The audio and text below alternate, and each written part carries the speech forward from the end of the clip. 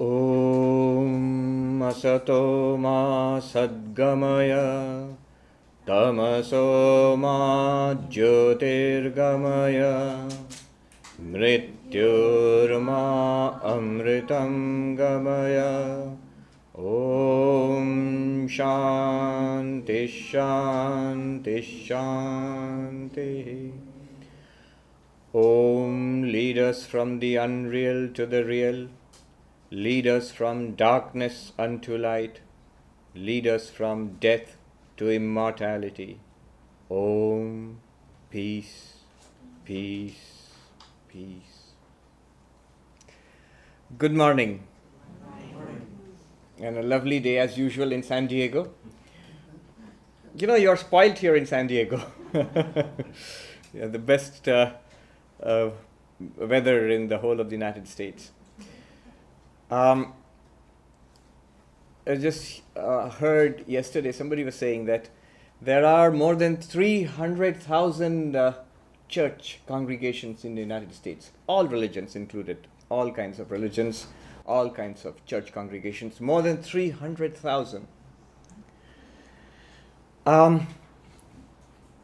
In almost all of them, the language spoken, the religion taught, is a language and religion of faith. Almost all of them. Where we are told that here is the truth revealed by such and such teacher, and here are the sacred books. Believe in this and behave accordingly. So if you are nice and you are not naughty, then you get to go to heaven. What proof is there that this is true?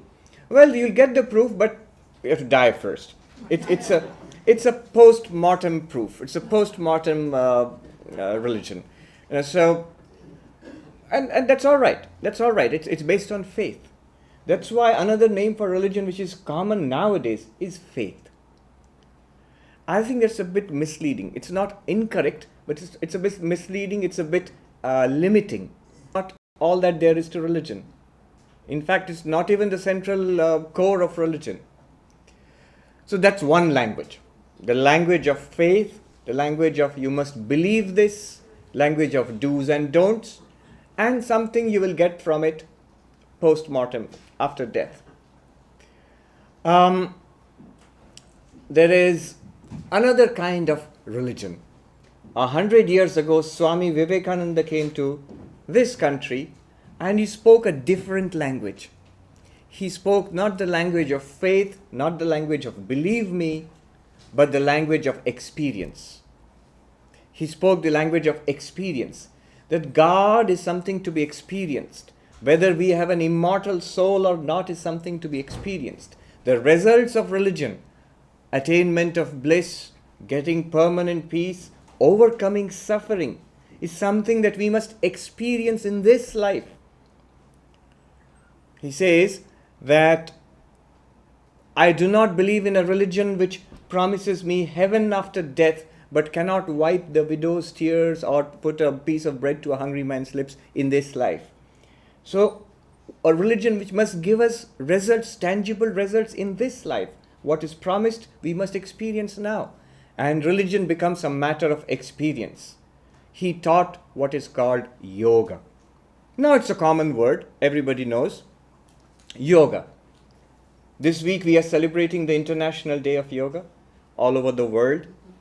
And it all started, the worldwide yoga movement started with Swami Vivekananda. More than 100 years ago when he came here, he spoke about the methods, the principles by which we can make religion living, we can make religion a matter of experience in this very life. So there are practices, not do's and don'ts, but practices. There is a reason why we must practice those things, and there are clear results which are expected. Those are set out in the different yogas, especially in the Raja Yoga, which he taught, the yoga of meditation. But I'm not going to talk about that today. We're going to talk about something else, a third kind of religion, which Swami Vivekananda also spoke about,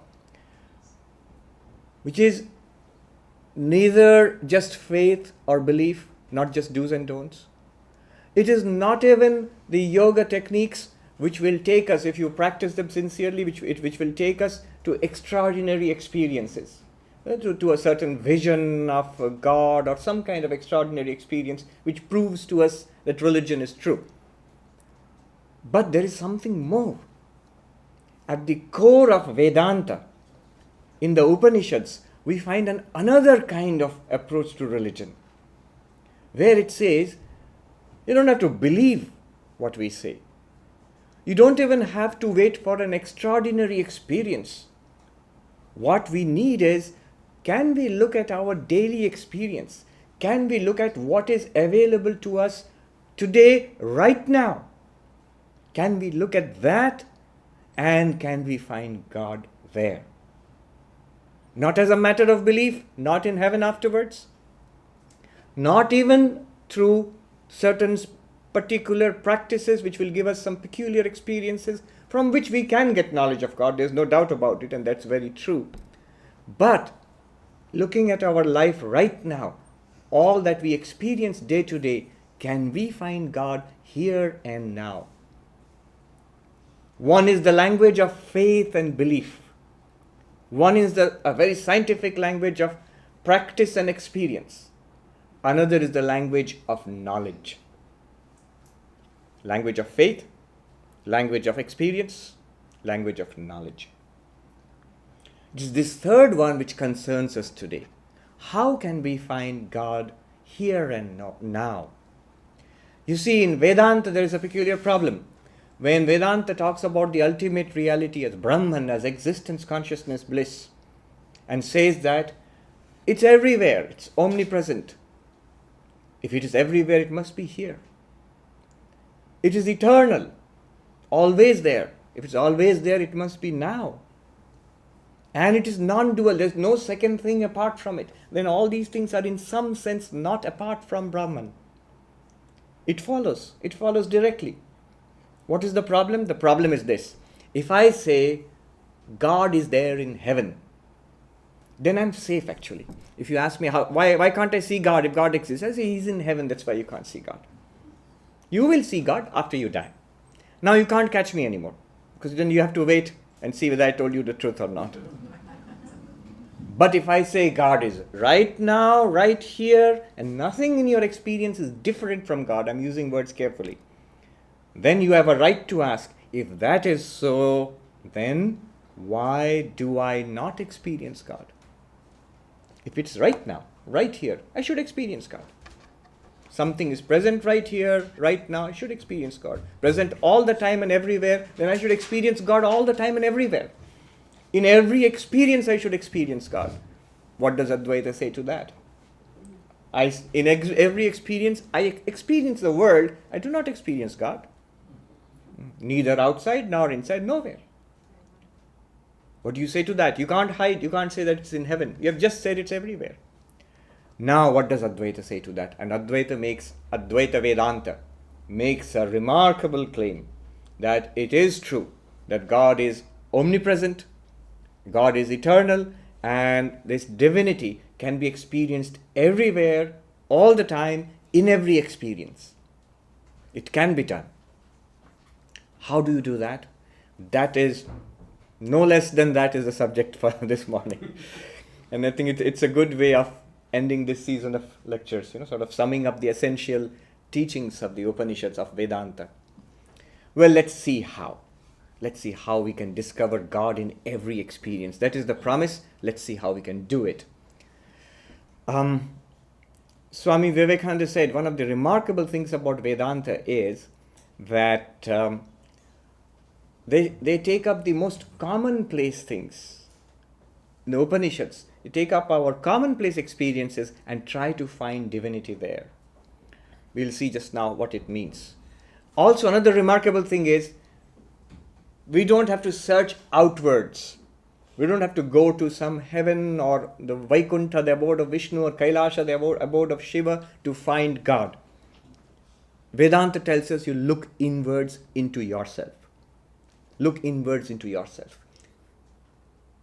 All these elements you find now. Let's just go into the subject we'll find now. In the Kena Upanishad, which I had occasion to discuss in passing I think a month ago, when I spoke about the light within. I'm going to take that up again, but in an entirely different angle. The student asks the teacher, and note the question. Kene shitam preshitam patati mana, kena prana prathama prayiti yukta, kene shitam vachamimam vadanti, chakshu shrotram kaudeva yunakti. The student asks to the teacher. We don't know who the teacher is, we don't know who the student is, there no names are there. But this question is remarkable. The question is, by what light, by what power, by what inspiration does my mind think thoughts? How do I think? How do I get this experience of thinking, feeling, understanding, not understanding, this thing going on within me all the time? Our inner lives. By what light is it lit up? By what light do I breathe in and out? By what power? By what power do I speak these words?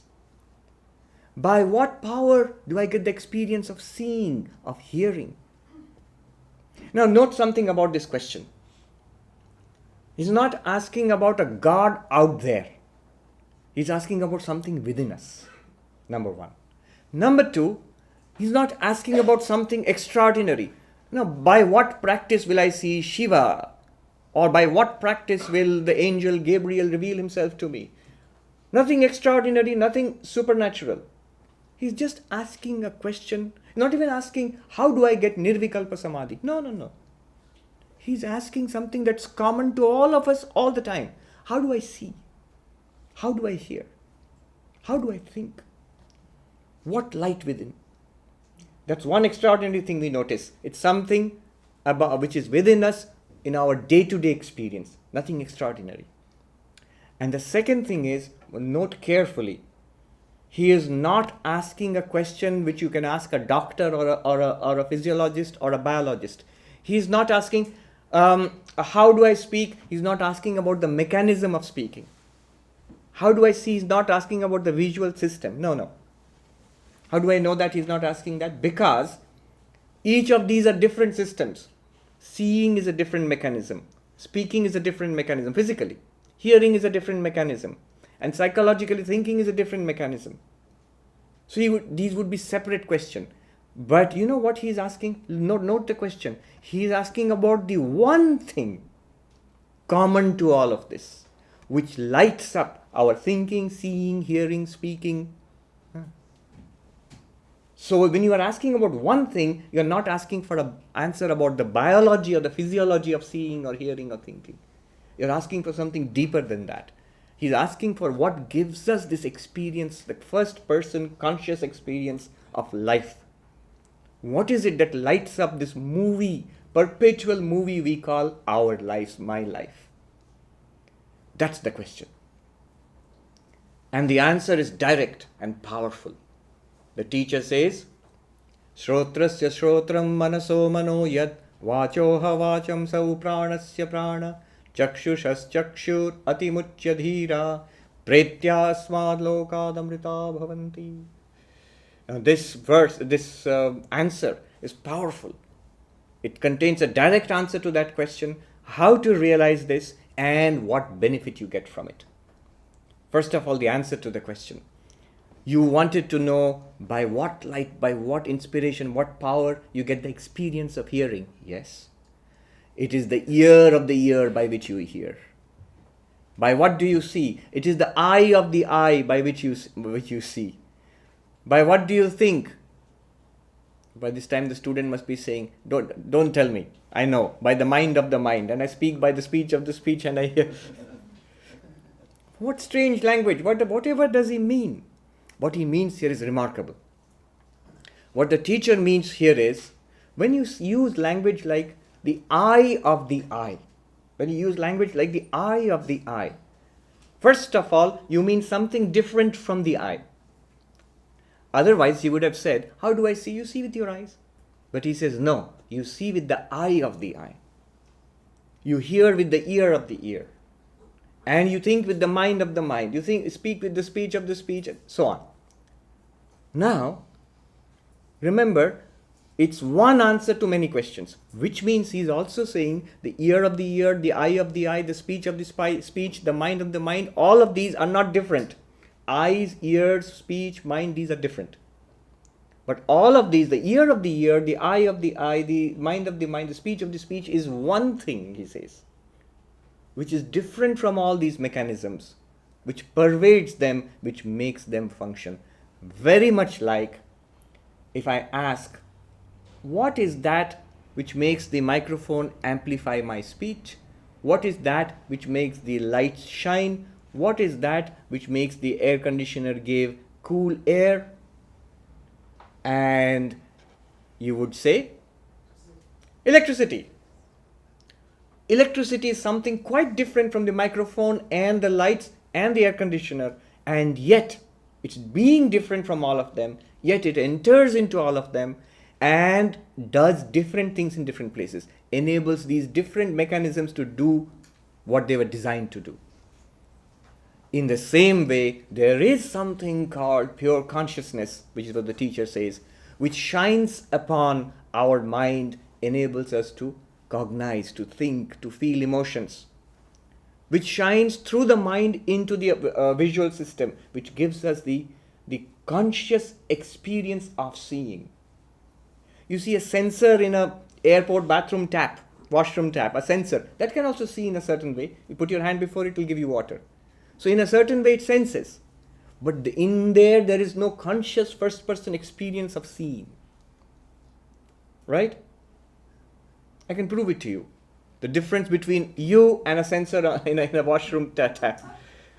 Or a door, you go to the door in the supermarket or a mall or an airport, and the door opens when you walk close enough to it. There's a sensor which, in a certain, say within quotes, it sees you in a certain sense. But it's very different from us. How is it different? When I open my eyes, I see all of you. If I close my eyes, or if I were to go blind, I would say I am the same consciousness which was able to see all of you through my eyes, and now I am the same consciousness, I cannot see anything. Whereas the sensor, if it's broken, it's nothing anymore. It was something which was able to behave in a particular way, and if it's broken, it doesn't work anymore. It can't see you. There's no consciousness within which will say, oh, I am broken now. I can't see when anybody's coming. When do I know? How do I know when to open the door or to give water? No, there's no such consciousness within. It's a simple thing. It's there all the time within us. So that is what, like electricity pervading all these instruments and making them do what they are doing. In the same way, there is a pure consciousness within us which pervades our body and mind, shines upon them, and enables all these systems to do what they are designed to do. Eyes to see, mind to think and feel, speech to speak, these experiences which we get. But that still leaves one question unanswered. When I asked you, what pervades the microphone and the light and the air conditioner and making them do what they do, you immediately gave me the straight answer, electricity. And if the teacher wanted to say consciousness, why didn't he just say so? The student asks, what makes my mind think? What makes my eyes see or ears hear? So why didn't the teacher just say consciousness? Why did he use such strange language? Ear of the ear, eye of the eye, mind of the mind. Well, there's a reason. He's actually not trying to confuse us. He's trying to help us here, to actually locate and understand what is meant by pure consciousness. You see, the problem is, that's why it's so simple and difficult at the same time. The problem is all that we are accustomed to know throughout our lives, everything that we are aware of, are objects, things apart from us. Here I know all this room. They're all objects to my eyes. You hear the sound of my voice, but the sound is an object to your ears. You're aware of your own body, but the body is an object to your five senses and your mind. We can even sit and think subtle thoughts, powerful thoughts. A mathematician thinks so many subtle and difficult thoughts. But even the thoughts are objects to the consciousness of that mathematician. Is it not? So all that we are aware of are either objects. Some objects are gross objects in the world outside. Some objects are like our body, which are very close to us but still tangible. Some are little more subtle, like the breath. But it's also an object. By object, I mean object of your consciousness, of your awareness. You are aware of it. By object, I mean anything that you are aware of. Something more subtle. Your thoughts, emotions, your whole idea about I, me, myself. Those are also subtle objects. Just, they are thoughts, they are ideas, they are memories, but they are also objects because you are aware of it. Are you not aware of your own memories? Of course you are. I am happy or sad. That happiness or sadness or misery, that is also an object. Why? Because you are aware of it. Anything that you are aware of, anything that we are aware of is an object, a gross object or a subtle object. The moment the teacher will say, the God you are searching for, the divinity you are searching for, the self you are searching for is consciousness, what will we try to do? We'll immediately start searching for consciousness in the realm of objects. We'll immediately start searching for consciousness out there. Out there, we may not start searching for consciousness as an object, but at least we'll start searching for consciousness in our own minds. Which one is consciousness? We'll try to say, let me try to experience the consciousness. All the while we'll be feeling, let me try to experience consciousness as an object. Whereas it is not an object. Consciousness is not a thing. It's not a thing. It is the knower of the thing. It is the very subject, himself or herself. You see, even himself or herself depends on gender, which is the body, which is also an object. So consciousness is beyond gender, is beyond the body, beyond the mind, transcending all of that. It's not an object. The moment you say it's not an object, the problem comes. You think that, okay, so it's nothing. You see, since we are accustomed to seeing and experiencing objects only, the moment you deny all objects, the doubt will come. So that self, that God, that Brahman, whatever you talk about, it's nothing. Do you understand the problem? If it's not a thing, it's nothing. That's how we think. That's how we are used to. But the subject, the consciousness, pure consciousness itself, is neither a thing nor nothing. It's the subject which is aware of things, the presence of things, and the absence of things which we call nothing. Both things and nothing are all both illumined by the same consciousness, which is not one thing among many things. One good example is the eyes themselves. How do I know that you are all here? Suppose I'm a particularly foolish person. I say, okay, the proof of existence is that I see you. You are all here because I saw you. Right? Very good. Now, if somebody says, now there is something called the eyes by which you saw everybody. I say, no. Where are the eyes? I can't see the eyes. Anything in this room exists because I see them. Right? Now somebody says there is something called the eyes by which you are seeing everything. I say, no, but where are the eyes? Is these the eyes? Are these my eyes? Are these my eyes? No, nowhere in this room do I see anything called my eyes. So my eyes do not exist. If the proof of existence is seeing something, but I don't see my eyes. None of you see your own eyes. So, but I can see a reflection of my eyes. You can see a reflection of your eyes, but not the eyes directly themselves. Eyes cannot see themselves. But what is the proof that you have got eyes? By seeing what will you know that you have got eyes? By seeing anything. By seeing anything, it's a proof that you have got eyes. By speaking anything, it's a proof that you have got a tongue. Right? Even though the eyes do not see themselves, just by seeing, we get a proof that I have got eyes. In the same way, though the consciousness is not an object which it can be aware of, but by being aware of things, by being aware of objects gross and subtle, it's a proof that it is conscious, it exists. It is that by which you see, it is that by which you hear, it is that by which you think, it's that by which you get the feeling, which we get the feeling of speaking. So, it's not a thing, but it's not nothing either. In the Upanishads, when we hear neti neti, you've heard this word neti neti, it means not this, not this. How do you apply it?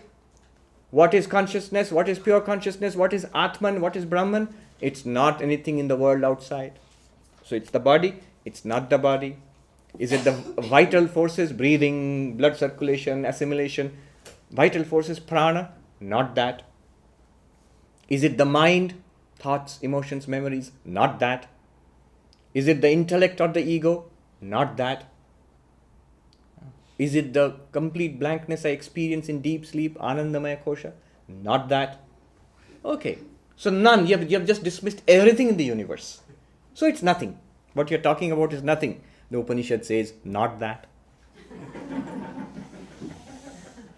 It is you yourself. And that's why it's so difficult to grasp. The teacher tells the student, Anya devatad viditad aviditad adhi.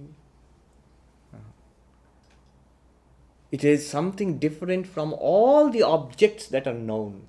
So it's an unknown object. It's different from something, from all the unknown objects also. It's different from all the known objects, whatever humanity knows. The self is none of it. So it's something unknown. Whatever humanity, whatever we do not know, the self is not that also. Which means objects, things of the world can be divided into what we know and what we do not know. And the self which knows both, knows this one and does not know that one, is different from both. That's why the teacher tells the student, Na vidmo na vijanimo yatheitad anushishyat. Remarkable teaching from a teacher. He says, so the conclusion, the great conclusion is we do not know how we can teach it to you. Not only that, the teacher says, I do not know the self, Atman, Brahman, and neither can I teach it to you. When the student is getting up ready to go, it is foolish coming here then. We turned up for the last lecture of the season and you say we cannot talk about Brahman, there's nothing to talk about. Swami Vivekananda says in one place, in one of his talks in England, he says, it is beyond the known, but you must not go away. He says to the audience, you must not go away with the idea that it is unknown. In fact, Swami Vivekananda puts it very powerfully. It is more than known.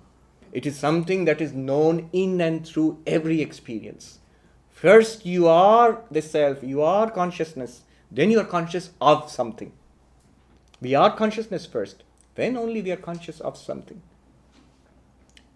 So, it is not an object of experience. The teacher asks the student, so have you understood, have you known the self? Now I have taught you a little bit. Have you known it? Do you realize it? And the student says, yes, I know it. And the teacher, you can imagine, the teacher is glaring at you. After all this, you say, I know it. It cannot be an object of knowledge. And the student says, wait, it's not that I know it as an object. And it's not that I do not know it either. I both know it and I do not know it. And the teacher is happy. What does he say? Yasya matam tasya matam matam yasya na vedasa avijñātam vijānatam vijñātam avijānatam. Beautiful and completely mystifying. If you get it, it's clear.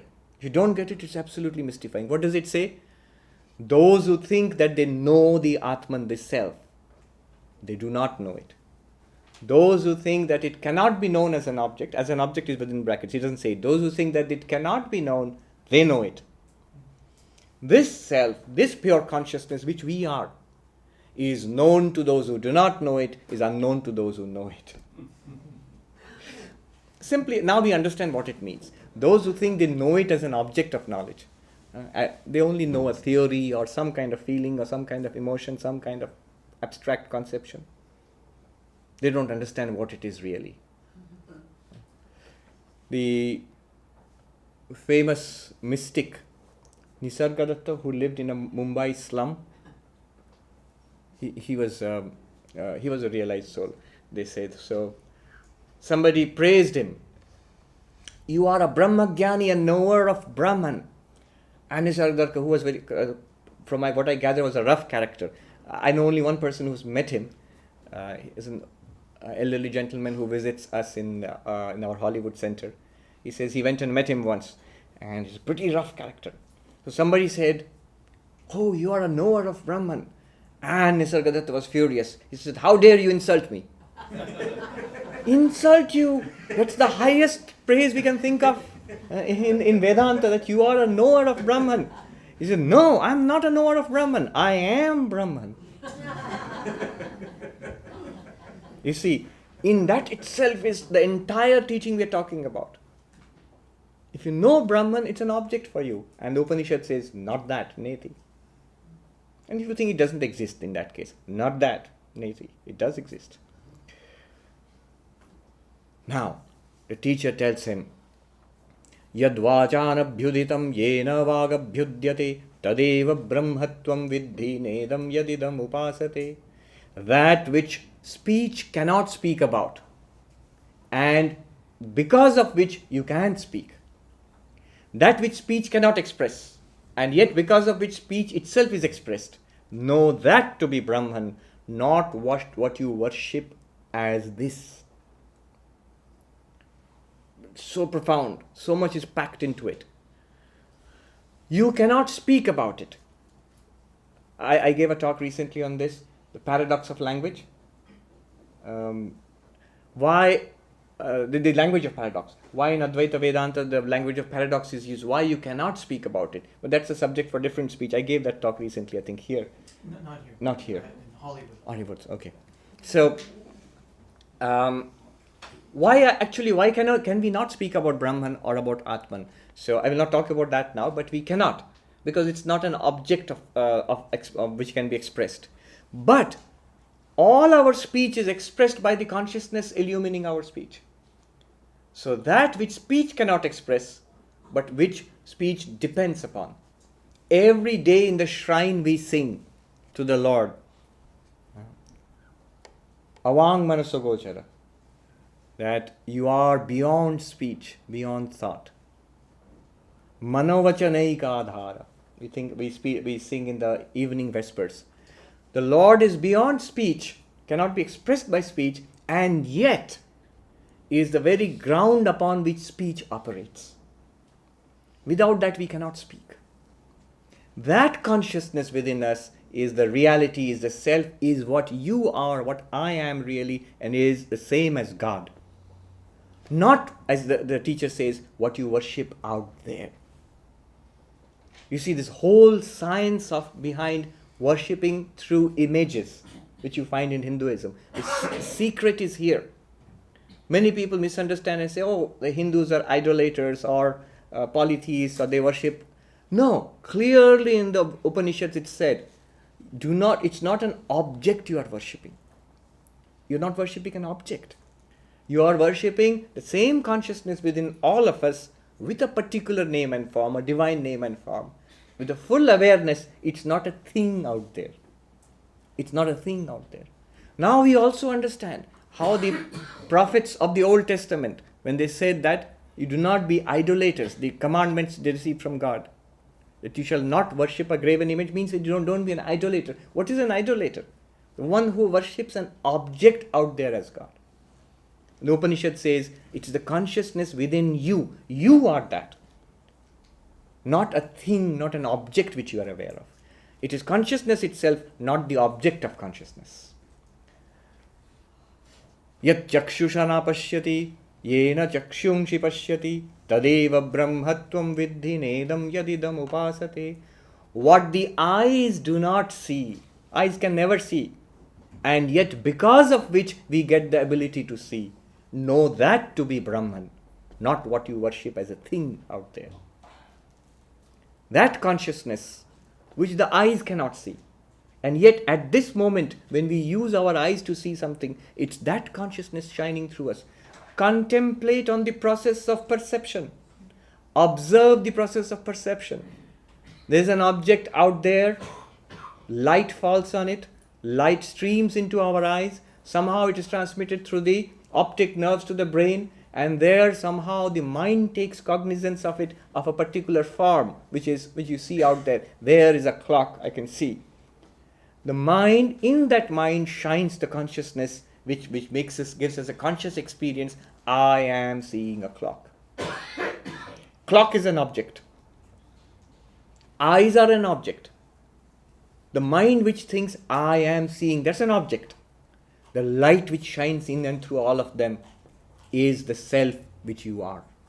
observe the very process of perception, just by observation.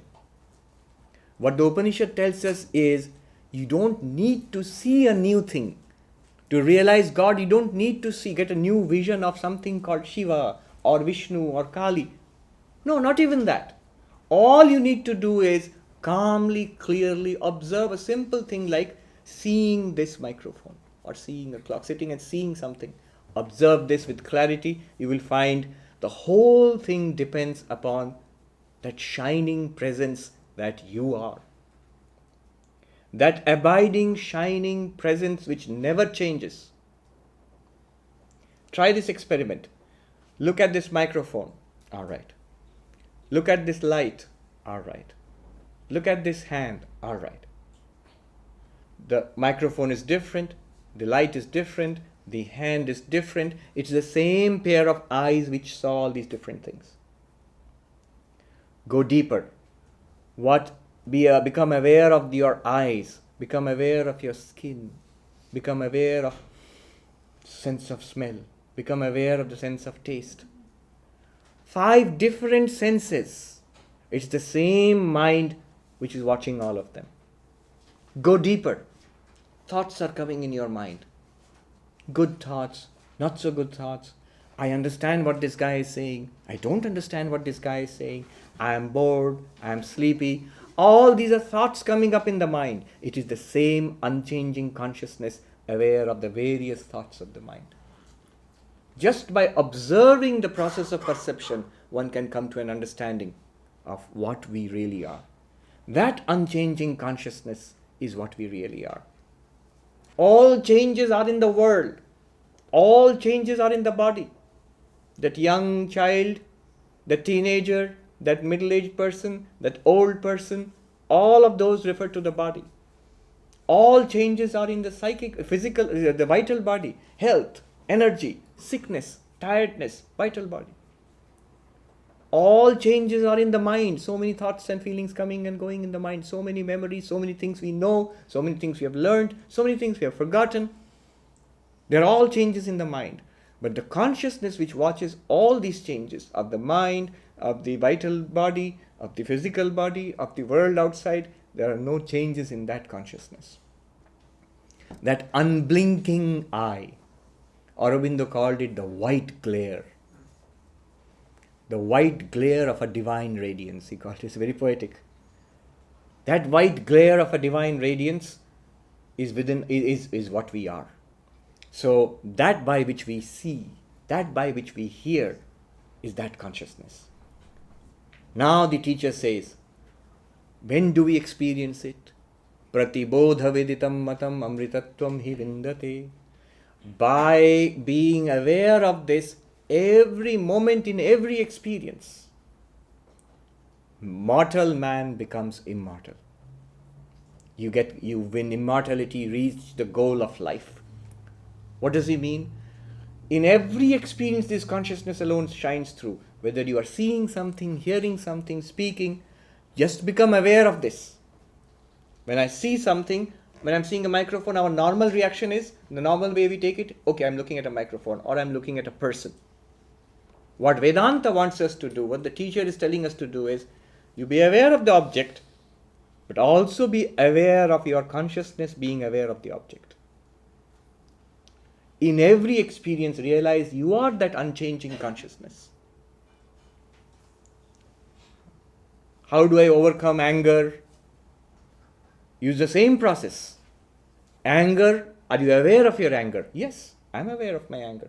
In that case, anger is an object. You are the consciousness shining upon the anger. I am angry. I am angry is a thought shining in the same consciousness. The consciousness is not angry. The moment we become aware of this, you will find something remarkable. The mind which is angry also settles down. The mind which is sad also quietens down. The mind which is restless becomes calm. It is an immediate effect. It's only when we identify ourselves with the mind that the mind becomes restless. When you step back from the mind into your true self, that is consciousness. Stepping back is not a physical stepping back, but disidentifying with the mind and realizing your true identity with the unchanging consciousness. When you do that, he says, pratibodha. When do you do that? In every experience. Whatever you're doing. Walking, talking, hearing. Whenever you say, I forget, doesn't matter. The moment you remember, be aware that I am the consciousness aware, shining upon all these experiences. Being aware of the unchanging consciousness, noting the unchanging consciousness, recognizing that unchanging consciousness within us. I keep saying within us, but actually we should claim that I am that unchanging consciousness. Don't say my unchanging consciousness, like it's my liver or my kidney. I am that unchanging consciousness. Earlier I thought I am a body and a mind with consciousness. Now try to think I am consciousness shining through a body and mind. Body is changing, aging, will die one day. No problem. Really no problem. Mind is changing, sometimes happy, sometimes sad, sometimes restless, sometimes concentrated, sometimes spiritual, sometimes totally non-spiritual. No problem. I, the consciousness, am the very essence of spirituality. What all the religions in the world, what all Vedanta is trying to do is to realize what I am all the time. I'm already it. I am that all the time. So that consciousness, when we become aware of it in every movement of life, then mortal man becomes immortal. That is the promise of the Upanishad. Swami Vivekananda said, my mission, now we can understand him, my mission can be put in a few words. It is to preach unto mankind, it's to preach unto humanity their inner divinity and how to make it manifest in every movement of life. When we become aware of this inner divinity, how do you become aware of it? Through any experience, by the process we just talked about. Then automatically it starts manifesting.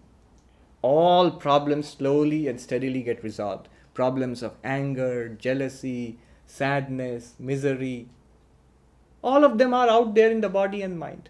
Nothing to do with me. I am aware of them. I just shine upon them. You see, they get resolved by themselves. You transcend them. Here is one more point I'd like to make. I keep using the word, and Upanishads also use the word transcend. The Sanskrit word atimuchya. Realizing the unchanging consciousness within, the sage transcends this body and mind. But what do you mean by transcends? Goes beyond this body and mind. One must understand this carefully. It's simple enough, but there's a possibility of misunderstanding. When you say something, normally say something is beyond something. Los Angeles is beyond San Diego. Then what we mean is, here is a place called San Diego, and there, outside San Diego, a couple of hours drive, depending on traffic, is another place different from San Diego called Los Angeles. Now, when you say, I transcend the body and mind, people make a mistake thinking that, okay, I have to leave the body and mind, like a little mist or something will come out of the body and mind. That's spirituality. No. In the case of Vedanta, it's not two different things. It's not a consciousness apart, away from body and mind.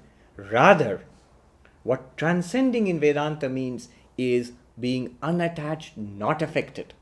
Right here, right now, in the body and mind, completely unaffected by the changes of the body and mind, yet shining in and through the body and mind, enabling the body and mind to do what they are meant to do. Exactly like you keep some dirt and mud here, some holy picture here, the light which shines upon the holy picture and the light which shines upon the dirt or the mud, the light is not made impure by that, the light is not made pure by that. It's right there. The light is right there. It's completely unaffected. The traditional in Sanskrit, they give the example of a pot. Usually you find lots of pots in Vedanta because that's what they mostly had. I mean, you go to an ancient civilization, you dig up archaeology. What is the first thing that you dig up? Pottery. Yes. So they had lots of pot. I guess thousands of years later, if people start digging up stuff from our civilization, they'll find iPhones or something like that, mobile phones. So here's a pot full of wine or dirty water. Here's a pot full of Ganges water, what they could think about, the holiest thing they could think about. Pot full of Ganges water and a pot full of dirty water, water from the sewage. Now the pot, the Ganges water in that pot actually purifies it. They say you purifies the pot itself. It becomes something holy and nice and elevating. And the sewage water is not only dirty, it makes that container dirty too. But The example is the space which is occupied by the pot where you keep the pot of Ganges water. The space is neither purified nor made impure. Remove the pot of Ganges water, bring in the pot of sewage water, put it there. That space doesn't become dirty or impure. The space is completely untouched by what occupies that space, what you put in that space. You understand? The space is not made impure. It's like a screen on which you play a movie. You play a tragedy and you play a comedy. Now the screen will not protest that I'm too sad after the tragedy, I can't laugh. The screen is unaffected. The screen does two things. It is unaffected by the movie you play on it, number one. Number two, it is right there where you are playing the movie.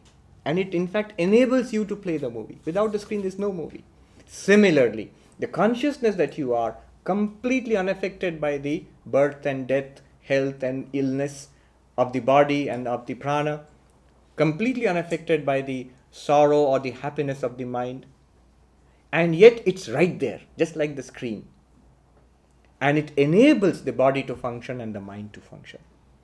When we realize that we are not the body, not the mind, we are that consciousness, the immortal man becomes immortal. That is what is called transcendence in Vedanta. It does not mean two different things. It does not mean walking away from your body and mind. Keep the body and mind there, now I've transcended the body and mind. No. Right there. I have seen a Swami with my own eyes, and just came to me. In a hospital, a very old Swami, few years before he passed away, he was, both of his legs were paralyzed, blind in both eyes. I think one arm was also paralyzed. And he was sick like that for nearly 10 years before he died. I can see people saying, oh, terrible. And he is one of the most joyous persons I've ever seen. Laluda Maharaj was in Arogya Bhavan, disciple of Swami Vivekananda, one of the direct disciples of Sri Ramakrishna. One of the most vigorously joyful persons I have met. Not once I stayed in the same room with him for nearly two months. Not 2 months, about a month. Not once did I hear this person whose body was a wreck. Not once did I hear him complaining about the body or the mind, about anything. Never. Anybody who came, he would encourage them. You would have to tell him who you are because he can't see you. I am so and so. And he would ask about you. Never ever talk about the body or the mind. Simply that he was unaware of the terrible problems in his body. I felt when I saw that, this is called transcendence. Being right there, in that body, in that life, and completely at peace with it. Yes. So that is transcendence. And what will be the result? Iha ched avedit atha satyam asti, no ched yaha vedit mahati vinashti. It concludes with this. The teacher's teaching concludes to the student by saying this. In this body, right now, today, in this life, if you realize it, you have realized the goal of human life. You have realized what life is meant for. And if you do not realize it, he said, unless you realize it in this life itself, no post-mortem realization. After death, I'll go. No. Unless we realize it in this life itself, he says, then it's ominous. Mahati vinashti, great is your loss. Why great is your loss? Then we'll be whirled through the cycle of births and deaths again and again and again. Right now we have the opportunity. Let us realize ourselves as not the body and mind and bring this cycle of this existences to an end. Our true, immortal, infinite consciousness, our nature. Let us realize it and abide in it. Otherwise, one Swami put it very nicely, funnily. He says, you have a choice. Realize it and you are God. Don't realize it. You are DOG. God or dog. Because the Hindu idea is we go through many births. God knows what will happen in the next birth or the birth after that. I think this was a good theme to talk about in the concluding talk about of this season. The idea of experiencing God in and through every experience. Not the object of experience, but the subject of experience. That is what we are. Let us claim our spiritual heritage. We will get, what we will get is immediate peace, the ability to transcend. Now you understand in what sense transcend? Transcend suffering. Not put a stop to suffering. Transcend suffering. We know at the level of the body suffering continues, at the level of the mind also suffering may continue. When you see yourself as being different from that, while remaining within that, you will find actually the level of suffering goes down, and you are in a real sense beyond that suffering all the time. This is the promise of Vedanta. In this very life, I pray to Sri Ramakrishna, the Holy Mother, may the Lord bless us with this realization in this very life. Thank you very much.